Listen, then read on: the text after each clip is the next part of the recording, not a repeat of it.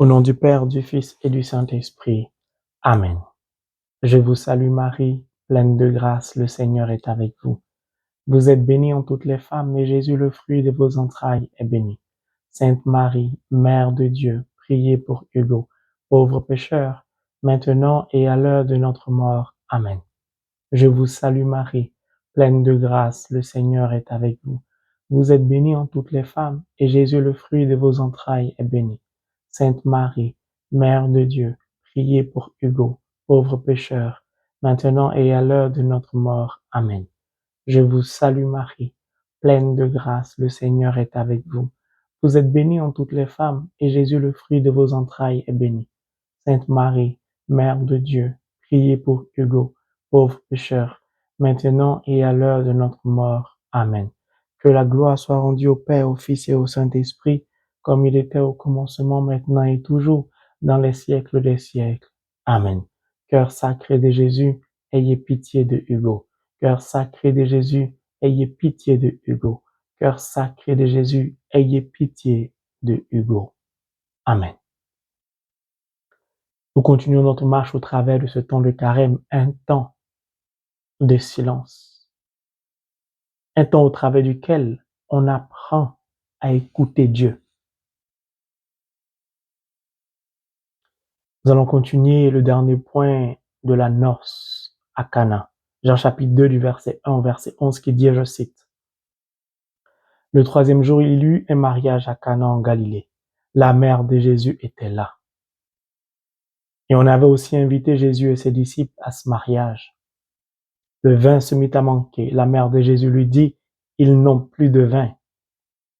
Mais Jésus lui répondit, femme, que me veux-tu? Mon heure n'est pas encore venue. La mère de Jésus dit au serviteur, faites tout ce qu'il vous dira. Il y avait là 6 jarres de pierre que les Juifs utilisaient pour leur rite de purification. Chacune d'elles pouvait contenir une centaine de litres. Jésus dit au serviteur, remplissez d'eau ces jarres. Il les remplit à ras-bord. Alors Jésus leur dit, puisez maintenant de cette eau et portez-en au maître de la fête. C'est ce qu'ils firent. Le maître de la fête goûta l'eau changée en vin. Il ne savait pas d'où venait ce vin, mais les serviteurs qui avaient puisé l'eau le savaient. Il appela donc le marié et lui dit, tout le monde commence à offrir le meilleur vin, puis quand les invités sont ivres, on sert le moins bon. Mais toi, tu as gardé le meilleur vin jusqu'à maintenant. Voilà le commencement des signes extraordinaires que fit Jésus. Cela eut lieu à Cana en Galilée. Il manifesta sa gloire et ses disciples crurent en lui. Ce texte est tellement riche. Chaque fois que je médite le rosaire, que j'aborde ce texte, je suis plongé dans une joie immense. Pourquoi? Parce que Dieu a à cœur de me donner, pauvre pécheur que je suis, de goûter, d'avoir part au vin nouveau, au sang du Christ, à son amour. Chaque fois que je me rends à la messe, que je prends part à la célébration eucharistique, quand je communie au corps et au sang du Christ, Dieu, au travers de ce mystère, qu'est le pain de l'Eucharistie, se renouvelle en moi. Son amour se renouvelle en moi. Si vous ne pouvez pas communier, ce n'est pas un problème, car Dieu n'est pas là pour nous juger. Mais vous pouvez communier au travers de Holy Bible, de sa parole. Chaque fois que je médite avec un cœur rempli de joie et d'amour, la parole de Dieu, Dieu renouvelle sans cesse en moi son amour. Alors nous continuons. La mère de Jésus dit au serviteur, faites tout ce qu'il vous dira. Si vous constatez, la noce a lieu à Cana. Jésus est présent, la Vierge Marie est présente et les disciples sont aussi présents. Retenez bien cela, les disciples sont présents. Bien sûr, aux côtés de Jésus. La mère, dans cette alliance intime avec l'époux, avec le Christ, s'adresse aux serviteurs en leur disant, faites tout ce qu'il vous dira. Ayez confiance, obéissez, car il ne s'agit pas d'accomplir ma volonté, moi la mère, encore moins la volonté du Christ, mais c'est de réaliser la volonté du Père. Et cette phrase de la Vierge Marie, faites tout ce qu'il vous dira, nous servira tout à l'heure. J'ai déjà parlé du principe des 6 jarres et ainsi de suite. Jésus dit aux serviteurs, remplissez d'eau ces jarres. Le Verbe incarné s'exprime. La parole est envoyée. Mon frère, ma sœur, il est important de lire la parole, il est important de s'attacher à la parole, mais il est important d'utiliser la parole de Dieu, de la proclamer, de prier avec la parole de Dieu, car c'est la parole de Dieu qui agit, qui opère le miracle dans notre vie. La parole de Dieu, elle est puissante. C'est elle qui donne la vie aux chrétiens. C'est elle qui rend le chrétien chrétien. Jésus demande aux serviteurs, remplissez d'eau ces jarres, il les remplit à ras-bord. Ils ont obéi. Alors Jésus leur dit, puisez maintenant de cette eau et portez-en au maître de la fête. Là, ça devient compliqué. Pourquoi? Les serviteurs sont juifs. Ils savent très bien que l'eau qui se trouve dans les jarres, c'est pour la purification. On ne peut pas porter cette eau au maître de la fête. Ils ont dû avoir peur, obéir à Jésus, écouter les recommandations de la Vierge Marie, les conseils, puis obéir au Christ. Faire ce que Christ nous demande, ça a l'air facile. Pour beaucoup, c'est difficile d'avoir l'obéissance à la parole. Parce que beaucoup ont du mal à conformer leur vie à la parole de Dieu. Ils aiment se servir de la parole de Dieu pour conformer leur vie à la parole de Dieu, travestissent la parole de Dieu, changent le sens de la parole de Dieu pour pouvoir se donner bonne conscience. Mais suivez bien, les serviteurs ont obéi après avoir écouté le conseil de la Vierge Marie. Mais là, Dieu, c'est-à-dire le Christ, leur demande de puiser l'eau et d'apporter ça au maître de la fête. Qu'est-ce que le maître va penser des serviteurs? Certainement, il ne sera pas content. Il va leur dire quoi? Mais vous me manquez de respect. Vous savez qu'on ne peut pas boire de cette eau. C'est pour la purification. C'est pas pour un moment festif. C'est pas pour un moment de joie. Qui a-t-il à purifier ici? Les serviteurs ont dû réfléchir plusieurs fois avant de se dire, on y va, on n'y va pas. Et là, je me souviens du père Léon Marcel, qui a écrit un magnifique livre. Là, les disciples et les serviteurs, pas les serviteurs, ont dû jeter un regard sur la Vierge Marie. Et là, ils ont compris ce que beaucoup de chrétiens ont du mal à comprendre. Les serviteurs ont dû regarder la Vierge Marie en disant, l'eau de purification, on ne peut pas apporter ça au maître du repas. Il va nous insulter, il va nous rejeter, il va crier sur nous. Et la Vierge Marie tourne son regard vers eux, ce regard silencieux, cette vie spirituelle pleine de silence, et en posant certainement son regard sur ses serviteurs. Oh mon Dieu, ces pauvres qui sont peut-être au bas de l'échelle. La Vierge Marie a dû les rassurer par son regard. Parce que la Vierge Marie n'a plus parlé là. Elle a dû parler avec son regard aux serviteurs. Qu'est-ce qu'elle a dû dire aux serviteurs? Elle a dû dire aux serviteurs, n'ayez crainte. C'est l'alpha et l'oméga, le commencement et la fin, le Dieu de gloire. C'est lui qui sait toutes choses. Tout est subjugué par son regard.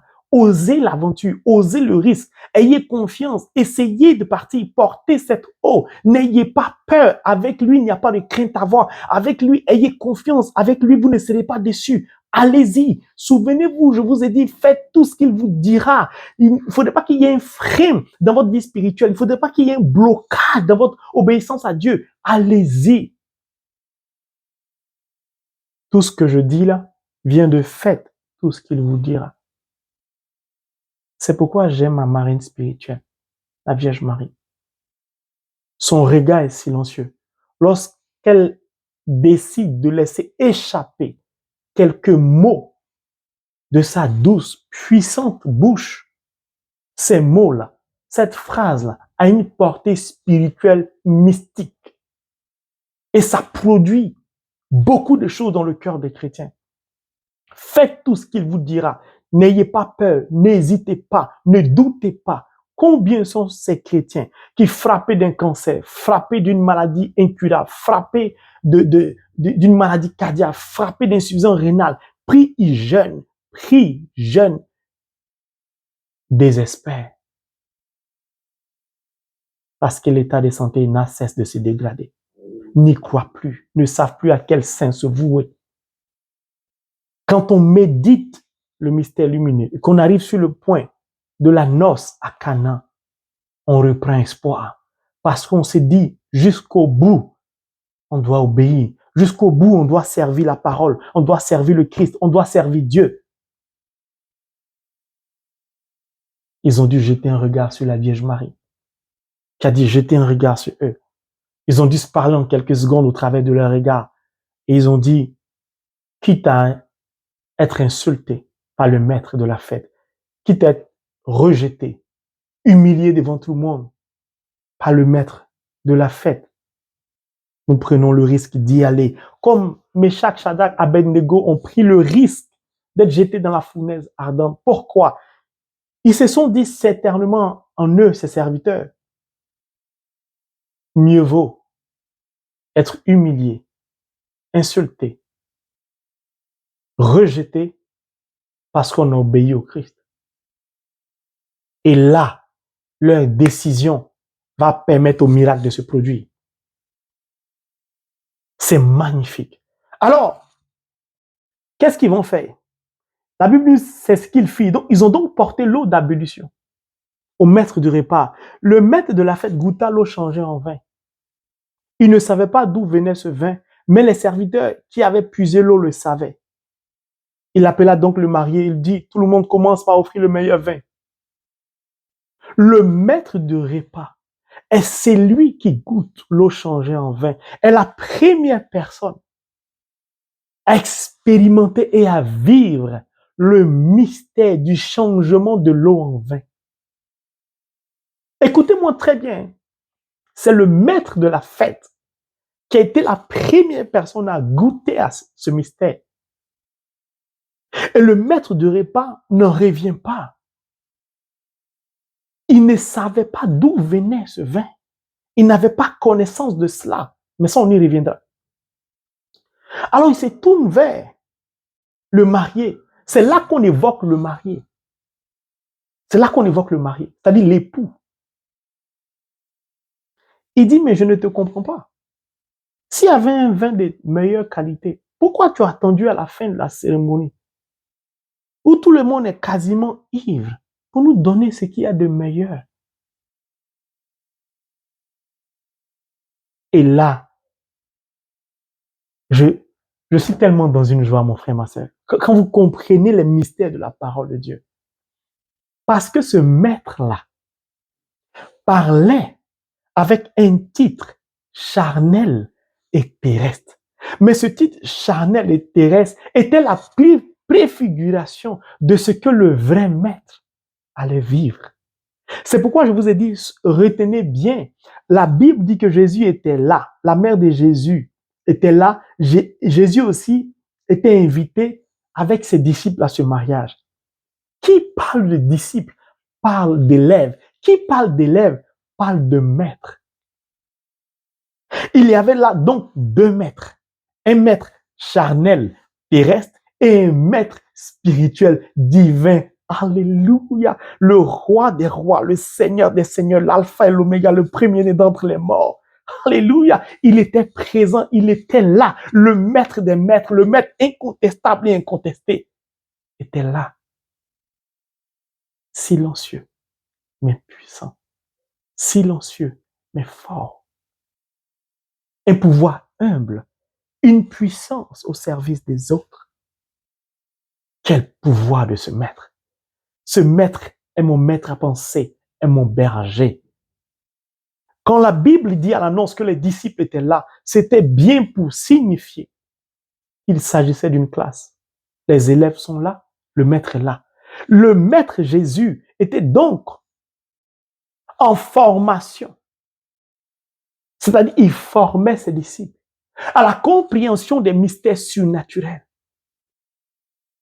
Mais regardez bien l'expérience qu'il fait vivre aux disciples. Le Christ ne s'est pas adressé aux disciples. Il s'est adressé aux serviteurs, ceux qui sont au bas de l'échelle, ceux qui ne sont pas considérés, ceux qui ne sont pas respectés, ceux qui sont parfois méprisés, ceux qu'on peut envoyer à tout va. C'est à eux qu'il a demandé de remplir d'eau ces jarres. Il a permis ainsi à ses serviteurs de savoir l'origine du mystère. Matthieu 11, verset 25. Dieu a caché cela aux sages. Il a révélé son secret aux plus petits. Les serviteurs ils sont en dessous des disciples. Car les disciples encore sont proches du maître. Mais le serviteur, lui, il est à l'écart. Quelle humilité. Ce sont eux qui ont porté le vin, c'est-à-dire l'eau changée en vin, sans savoir eux-mêmes qu'un mystère venait de se manifester, de se produire. Ils sauront que l'eau qu'ils ont transportée n'était pas l'eau de la purification, du fait des rites de purification. Non. Ils découvrent à la voix du maître que mais nous n'avons pas transporté le vin. Et là, les serviteurs regardent la Vierge Marie pour marquer leur foi, leur approbation, leur amour pour elle. Ils regardent la Vierge Marie et leur regard traduit leur amour. Ils disent à la Vierge Marie sans parler, sans ouvrir la bouche au travers de leur regard, nous t'aimons, nous t'avons fait confiance et nous ne sommes pas déçus. Merci maman. Ils regardent le Christ et ils se disent, il est la source de tout mystère. Il est l'alpha et l'oméga, le commencement et la fin, le Dieu qui peut tout. Et c'est nous comme ça, serviteurs, c'est nous qui l'a choisi. Le maître s'est abaissé jusqu'à nous. Quel amour du maître. C'est un maître différent du maître de la fête. Le maître de la fête a pouvoir pour donner des ordres. C'est un tout autre maître. Son pouvoir n'est pas pour donner des ordres, mais c'est pour transformer nos vies. L'eau de purification se transforme en vin. Ça veut dire quoi? Que dorénavant, on n'a plus besoin de ces rites de purification. Son sang suffira. L'amour pour lui suffira à être purifié. Les serviteurs sont tout joyeux. Ils sont tellement joyeux qu'ils comprennent pourquoi le maître de la fête ne comprend pas. Parce qu'il n'a pas été témoin et à l'origine du mystère. Mon frère, ma sœur, il y a tant à dire, mais le temps s'écoule. C'est magnifique. Dieu a choisi des plus petits. Les pauvres, quand ils ont tout perdu, obéissent à Dieu avec leur cœur. Parce qu'ils ne sont attachés à rien. Ils n'ont pas de travail, ils n'ont pas un rang social, ils n'ont pas une maison luxueuse, ils n'ont pas une voiture luxueuse. On va dire, entre guillemets, ils sont dos au mur. Ils n'ont plus d'autre choix que de suivre la voie de Dieu. Et Dieu aime beaucoup les pauvres. Les pauvres sont le chemin de notre élévation spirituelle. Et là, la rencontre de Marie et de Jésus, ils ont dû se regarder. Saint Jean a remarqué cela. Pourquoi? Parce que à ce moment précis du mystère, Saint Jean a compris que c'est à ce moment, à Cana, que le cœur de Marie et de Jésus se sont unis. C'est à ce moment précis. Lorsque le cœur de Marie et le cœur du Christ s'unissent, le mystère devient divin. Et cela nous est bénéfique. Jésus venait de démontrer ainsi aux disciples que dorénavant, c'est fini. Les rites de purification, la loi est abolie. C'est ce que Saint Paul va dire plus tard dans Colossiens. Il a supprimé tous les documents qui nous accusateurs, les documents qui nous accusaient, pardon. Il les a fait disparaître. C'était à Canaan, ça a commencé. Au regard des lois, il fallait des rites de purification. Avec l'avènement du Christ, c'est un nouveau maître, un tout autre maître. Avec lui, il n'est plus question d'abolition, il n'est plus question de rite. Il faut simplement croire en lui pour être purifié. Il faut simplement boire son sang pour être purifié. Il faut simplement l'aimer. Il faut simplement l'accueillir pour être purifié. Ça change complètement la donne. Et les disciples étaient là comme ça, stupéfaits, ébahis. Pour dire, mais il a réussi à changer l'eau en vin. Notre maître, c'est qui ce maître-là?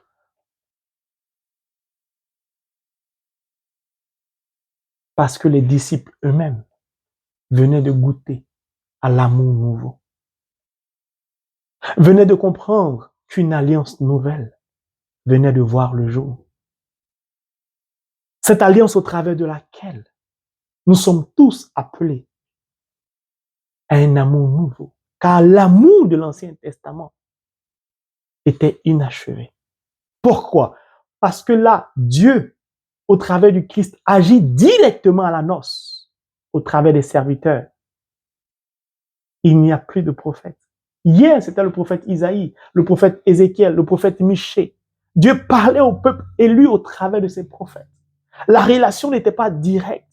Moïse dit au peuple de se sanctifier. C'était une relation pas intermédiaire qui donne parfois un peu de frustration, un peu d'amertume. Là, c'est une relation directe avec le divin, avec le Dieu créateur au travers du Christ. Il n'y a plus d'intermédiaire. Car le Christ a dit, qui a vu le Fils a vu le Père. La rencontre est directe. Le mystère est nouveau. L'alliance est nouvelle. Le vin est nouveau. C'est une autre vision de l'amour de Dieu. Cet amour qui nous rend légers, qui nous décharge de nos fardeaux. Cet amour qui nous libère de la prison, des chaînes de la malédiction. Ce vin nouveau. Mon frère, ma sœur, je ne peux pas vivre ma vie sans l'Eucharistie, sans communion au corps, au sang du Christ. Je ne peux pas, quand il m'arrive tous les lundis de manger le corps du Christ, puis là où je vais à la messe, on donne la coupe pour tout le monde, donc je bois le sang. C'est une joie immense. Je revis la noce à Canaan chaque fois que je communie dans cette paroisse où on donne le corps et le sang à la fois. Je suis plongé dans un mystère. Je revis la noce. Les serviteurs ont porté l'eau changée en vin au maître. Comme Dieu nous demande aujourd'hui de porter ce vin nouveau aux autres, de porter son amour aux autres. Les disciples étaient frappés de stupéfaction. Et la Bible dit, tout le monde commence par offrir le vin meilleur, puis quand les invités sont ivres, on sert le moins bon. Mais toi, tu as gardé le meilleur vin jusqu'à maintenant. Qu'a dit Saint Paul? Ne vous enivrez pas de vin, mais de l'Esprit Saint. Hier, le peuple manquait de vin, d'amour. Dieu n'était plus présent du fait de leur infidélité. Aujourd'hui, le Christ nous dit clairement, soyez ivres de l'Esprit Saint. Ça va au-delà de l'amour. C'est un mystère. Le Saint-Esprit doit nous rendre ivres. C'est-à-dire, on ne doit pas pouvoir se lever le matin sans prier, sans dire merci à Dieu. On ne doit pas pouvoir dormir sans dire merci à Dieu. On doit être ivre de la parole de Dieu. On ne peut pas être chrétien, vivre sa foi sans lire la parole de Dieu jour et nuit, nuit et jour. Ce n'est pas possible. Il n'y a d'ivresse qu'en étant en connexion avec la parole de Dieu. Lorsqu'on s'imprègne de la parole de Dieu, lorsqu'on vit la parole de Dieu, lorsque la parole de Dieu nous pénètre en nous-mêmes, lorsqu'il y a cette intimité entre nous et la parole, nous sommes ivres de l'Esprit Saint, de cet amour nouveau. On ne veut plus se détacher de Dieu. On s'enlace de la parole. On s'enlace de l'Esprit. C'est l'Esprit qui nous rapproche du Père, qui nous introduit dans le cœur du Christ. Sans l'Esprit, si tu n'es pas ivre de la parole, si tu n'es pas ivre de l'Esprit Saint, ta vie spirituelle n'a pas de goût. C'est ça la beauté. Or, le monde va te présenter tout ce qui est bon. Il faut aller à l'école, avoir des diplômes, te marier, prendre un crédit pour acheter une maison, un crédit pour acheter une voiture. Tu dois aller à Washington, tu dois aller à Abidjan, tu dois aller à Tokyo. Tout ça, le monde va te dire, ça c'est la vraie vie normale. Tu dois prendre un prêt sur 30 ans pour acheter une maison. Tu dois scolariser tes enfants dans les meilleures écoles, les établissements publics, privés, de qualité. Il faut payer cher dans les universités, vraiment, où des diplômes sont internationalement reconnus. Il faut chercher à faire ceci. Tu dois construire telle maison, tu dois avoir tel nombre de terrains, tu dois avoir tel nombre de biens. C'est le signe de la réussite. C'est ce que le monde souhaite. Mais ce n'est pas ce que Dieu veut. C'est pourquoi le maître de la fête n'a pas compris. Il ne comprend pas qu'à ce stade de la cérémonie, tout est fini. C'est pas à ce moment précis qu'on apporte du bon vin. Parce que le maître de la fête terrestre, charnelle, venait d'avouer publiquement que le peuple élu était au soir de sa vie. C'est-à-dire, il était dans la tombe. C'était fini. Il n'y avait plus rien à faire. La mort du peuple était certifiée. Mais comment se fait-il qu'un espoir nouveau renaît? On t'a dit que ton cancer est en phase terminale. On t'a dit que ta maladie est généralisée. On t'a dit que cette maladie, on ne peut pas la guérir. On t'a dit que tu ne vas pas t'en sortir. Ce travail, tu ne l'auras pas. On t'a dit que tu n'enfanteras jamais. La stérilité a frappé, enchaîné tes entrailles. On t'a dit que ce n'est plus possible pour toi. Ton âme seule, tu ne vas jamais te marier. On te l'a dit et tu y as cru. Parce que tu constates que depuis des années, tu n'enfantes pas. Depuis des années, tu n'arrives pas à te marier. Tu n'arrives pas à avoir des papiers. Tu n'arrives pas à faire quelque chose pour que ta vie ait un sens. Ta vie est comme morte. L'obscurité t'envahit partout. Déchiré dans ton sacrement du mariage. Ton mari veut te quitter. Tout est catastrophique. Tu souffres d'endométriose. Tu ne sais plus à quel sein te vouer. Tu te dis, c'en est fini pour moi. Je ne m'en sortirai plus. Tu n'as pas tort de penser ça. Parce que c'est une réalité de ta vie. Mais tu as tort de ne pas croire qu'une vie nouvelle commence pour toi. Tu as tort de ne pas croire que la parole est l'espérance vivante. Tu as tort de ne pas t'imprégner de la parole. Tu as tort de ne pas regarder au Christ. Parce qu'il vient te dire là où tu pensais que tout était fini.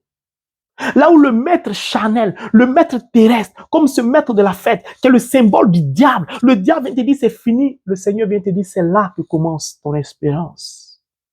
Là où le diable te dit c'est fini pour toi. Parce que peut-être tu as fait trop d'avortements, tu n'auras plus d'enfants. Le Seigneur vient te dire, c'est là que l'amour compassionnel de Dieu aura raison de tous tes avortements. Et comment l'amour compassionnel de Dieu peut avoir raison de tes avortements si ce n'est pas de multiplier le nombre d'enfants dans tes entrailles au nom de Jésus? C'est pourquoi tu enfanteras. Écoute-moi bien, c'est pour ça que tu enfanteras.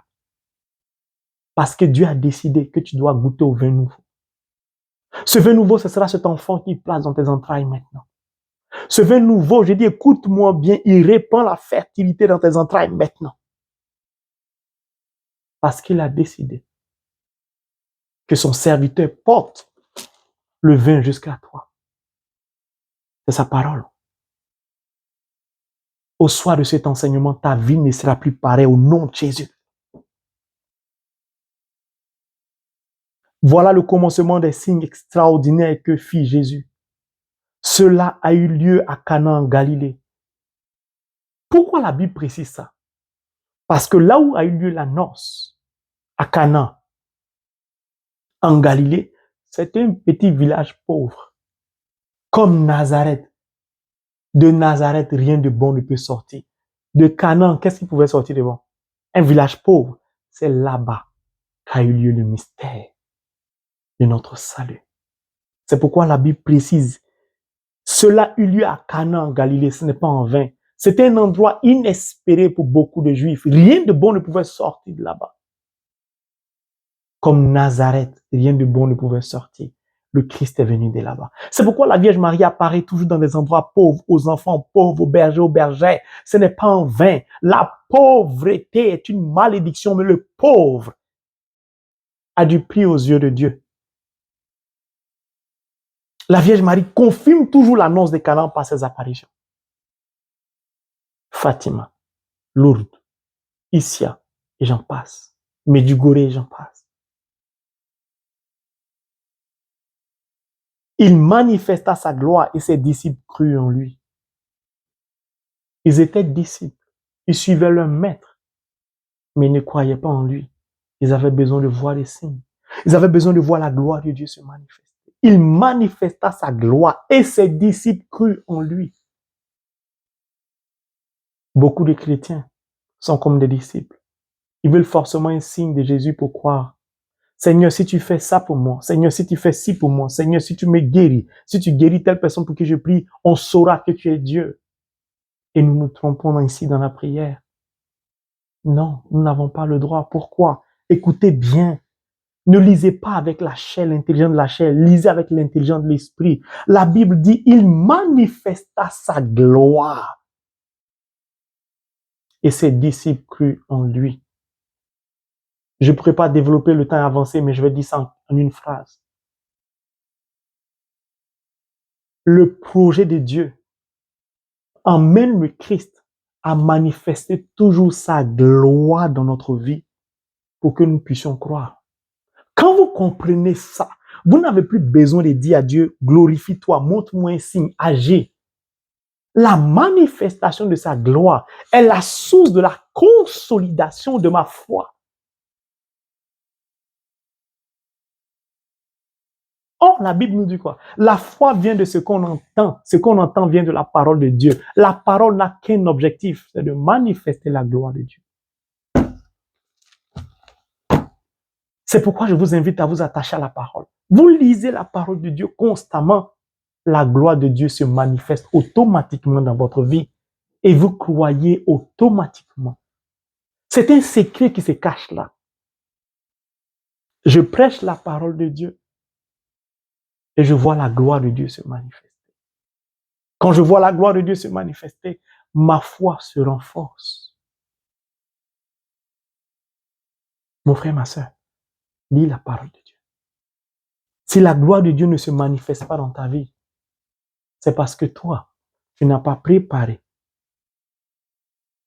comme les serviteurs ont préparé l'espace au travers duquel la gloire du Christ s'est manifestée. Il a juste parlé. L'importance de la parole, la puissance de la parole. Et ça fait basculer l'humanité entière de l'ancienne alliance à la nouvelle alliance. Un changement de vie. Au travers de ce mystère, tu as ta part de joie dedans. Tu as ta part de bonheur. C'est un amour nouveau pour tout le monde. Pourquoi souffres-tu? Pourquoi te poses-tu des questions? Pourquoi faiblis-tu? Qu'est-ce qui ne marche pas avec toi? Est-ce que tu lis la parole? Est-ce que tu t'attaches à la parole? Est-ce que tu laisses la parole transparaître dans ton comportement, dans tes manières de parler, dans ton cœur? C'est là que se fait toute la différence. Alors mon frère, ma soeur, en ce temps de réflexion, que Dieu te donne d'entendre sa voix, de le craindre, d'obéir en écoutant les conseils de la Vierge Marie, comme les serviteurs l'ont fait. Il a utilisé ceux qui sont plus petits, ceux qui sont au bas de l'échelle. Sois humble et Dieu t'élèvera. Seuls les serviteurs savait l'origine du mystère. Les autres n'ont rien vu, n'ont rien compris. Dieu t'a choisi, toi, pour faire tomber les écailles de tes yeux, afin de te donner d'avoir part au mystère qui échappe à tous ces docteurs de la loi, à tous ces docteurs, à tous ces savants de l'humanité entière. À partir de toi qui n'es pas un savant, il va manifester sa gloire et l'humanité, au travers de ta vie, croira en lui. Amen.